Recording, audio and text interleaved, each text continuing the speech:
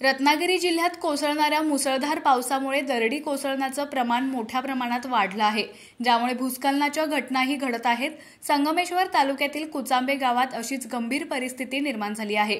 येथील एका घरावर दरड कोसळली असून त्यामुळे घरात मोठ्या भेगा पडल्यात। यामुळे पुन्हा केव्हाही दरड कोसळण्याची भीती स्थानिकांना सतावत आहे। या दरडीमुळे घरांचं मोठं नुकसान झालं असून गावातील इतर घरांनाही धोका निर्माण झालाय।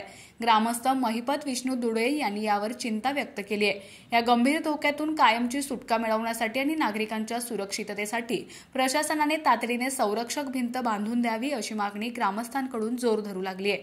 दरडी कोसळण्याच्या वाढत्या घटनांमुळे नागरिक भयभीत झाले असून प्रशासनाकडून त्वरित मदतीची अपेक्षा करीत आहेत।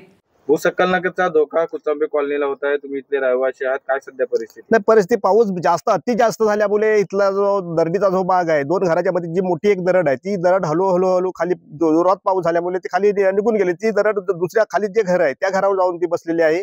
आता शासनाचे काही अधिकारी काही येऊन गेलेले आहेत, पण आमचं एकच मागणं आहे की बाबा एकतर आम्हाला त्या घराच्या खाली म्हणजे संरक्षण भिंत बांधून द्यावी, नाही तर कुठेतरी चांगल्या ठिकाणी स्थलांतर करून द्यावं, हीच आमची मागणी। इथं आम्ही एकतर ह्या डोंगरात आम्ही इथे घर बांधलेली आहेत। अचानक जे धरणातून आम्ही उठून इथं आलो आणि इथं थोडीफार जी जागा होती त्या जागेत अशी घरे बांधलेली आहेत। किती घरांना धोका आहे? इथे 5 ते 7 घरांना धोका आहे।